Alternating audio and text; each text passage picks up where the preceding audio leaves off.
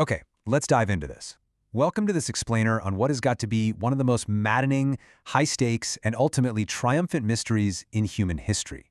We're going to look at a puzzle that started with just a casual little scribble in a book back in 1637 and ended up sparking a 350-year war of intellect. I mean, this isn't just a story about numbers. It's a story of absolute obsession, secret identities, agonizing defeat, and a childhood dream. We're talking about Fermat's last theorem, a problem that became so legendary it literally destroyed careers.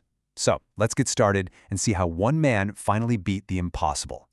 And this brilliantly illustrates exactly where the nightmare began. Look at this deceptively simple equation. Take x to the power of n plus y to the power of n equals z to the power of n, where n is greater than 2.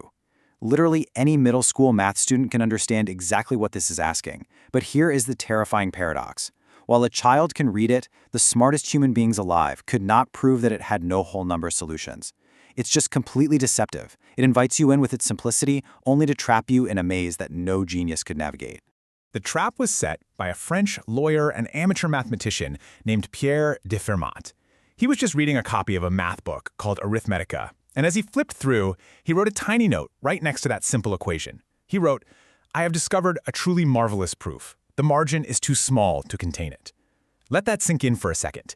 It is almost arrogant. He gave no proof, he gave no explanation, just a casual passing claim that he had totally solved it, but oh well, the edge of the page just wasn't quite wide enough to write it all down. This ghost from 1637, with this one tiny sentence, essentially becomes the ultimate antagonist of our story. So that tiny, unproven claim in the margin, that evolved into Fermat's last theorem. Now, at first, nobody really realized how dangerous this little sentence was going to become. Mathematicians assumed they'd figure it out pretty quickly. But over time, the chilling reality set in. They couldn't prove Fermat was right. This wasn't just a puzzle anymore. It was a taunt. It became this legendary, haunting claim that stood like an unconquerable fortress, literally mocking the greatest mathematical minds on Earth. And this is where the sheer, terrifying scale of failure becomes real. 10 years go by, unsolved.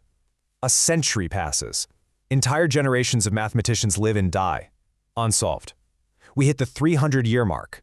Centuries of the greatest computational minds working on it, still unsolved. The failure stretches across 356 years before it is finally broken. Just think of the smartest person you know. Multiply their intellect by 1,000 and give them 3 centuries. They still couldn't crack it. It's just staggering to think about. Because of that unbelievable timeline, the theorem created what we can really only call a graveyard of geniuses. The impact was massive. Entire careers were ruined by people who dedicated their lives to solving it, only to find fatal mistakes after years of grueling work. The obsession was intense, right? Universities desperately wanted the prestige of having the solution. Massive monetary prizes were offered. It even attracted a constant, endless flood of totally incorrect proofs from amateur mathematicians. The problem became so notorious, so historically dangerous, that many professional mathematicians started actively avoiding it. They were terrified it would consume their lives and leave them with absolutely nothing. Which brings us to the number 10. Because while the greatest minds in academia were running away from Fermat's last theorem in fear, a 10-year-old boy in a local English library walked right toward it. His name was Andrew Wiles. He found a book about the theorem, and it instantly captured his imagination. I mean, to a 10-year-old dreamer, it was the ultimate mystery, right? A puzzle unsolved for centuries with a missing proof. Most kids would read about it, think it was neat, and completely forget about it by the following week. But Andrew Wiles never forgot. He made it his lifelong childhood obsession. Now, what's really interesting about this slide is the total double life he led. Years later, Andrew Wiles grows up, becomes a brilliant mathematician, and takes a position as a professor at Princeton University. Publicly, he lived a completely normal academic life. He's teaching classes, doing standard mathematical research, doing exactly what was expected of him.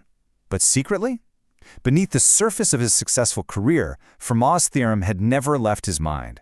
In the shadows, he was obsessively fighting this unbreakable foe.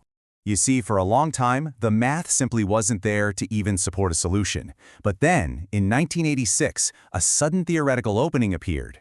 Researchers discovered a deep mathematical connection between Fermat's last theorem and something called the Taniyama-Shimura conjecture. Suddenly, the math world realized that if someone could just prove this other conjecture for a specific class of equations, Fermat's 350-year-old fortress would finally fall. Now, most researchers still looked at this and thought the challenge was totally impossible. But Andrew Wiles, he saw his opening. So the crucial point is the intense dedication required for what Wiles did next. It was, frankly, unthinkable. He decided to attack the proof entirely alone, and he did it for 7 years. For nearly a decade, Wiles vanished into one of the most intense intellectual battles in modern history, all in complete secrecy. He worked behind closed doors in his office attic. Even his closest colleagues at Princeton just thought he was doing standard research. The pressure was unimaginable. If he worked in silence for that long and failed, his reputation would be in ruins. But day after day, year after year, he sat alone, fighting the problem that had defeated generations. And then, in 1993, the breakthrough. Wiles steps up at Cambridge University to deliver a series of lectures. And by the very end of them, he calmly announces that he has solved Fermat's last theorem. The reaction was electric. The mathematics world completely exploded. Packed lecture halls witnessed history. Journalists swarmed in, and global news broadcasted that the 356-year-old impossible problem was finally conquered. Wiles laid out hundreds of pages of highly advanced mathematics, connecting completely different branches of the field in ways no one had ever even imagined. It was instantly hailed as one of the greatest intellectual achievements of the century. But then, disaster struck. During the rigorous peer review process, where other mathematicians combed through the proof to verify it, they found a flaw. And it wasn't just a minor typo, you guys. It was a serious, critical flaw. One key section of his massive, highly complex argument just did not work. And because mathematical proofs are basically like a house of cards, suddenly the entire proof began collapsing. Was it all for nothing? Think about the crushing weight of that question. Imagine dedicating a decade of your life in secret, stepping into the sunlight to claim victory, only to realize your foundation is completely cracked. The potential for absolute public humiliation was devastating. For most human beings, this would have been the end.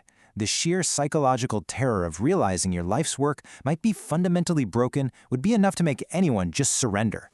Let's move to and see how this builds, because Wiles refused to quit. For months, he desperately searched for a way to repair the flaw, but nothing worked. It felt completely hopeless. Then, in 1994, during what felt like just another ordinary day of exhausting failure, it happened. He suddenly saw the exact connection he had missed. Wiles later described the moment as almost unreal. After months trapped in darkness, the final missing piece just appeared in his mind. He patched the flaw, the proof was complete, and this time the mathematics held up flawlessly. The 350-year war was truly over. Andrew Wiles achieved his childhood dream and cemented his legacy in history. It stands as the ultimate testament to human perseverance and the pursuit of absolute truth. But as we wrap up this explainer, I want to leave you with the ultimate historical irony. Did Fermat actually have the proof? Wiles had to invent completely new 20th century mathematics, literally hundreds of pages of it, to solve this. Fermat claimed he had a marvelous proof that could fit in a slightly larger margin back in 1637. Did he actually possess a simple, elegant genius insight that we still haven't found? Or was the greatest mathematical mystery in history launched by an absolute bluff? We may never know. Thanks for exploring this amazing piece of history with me.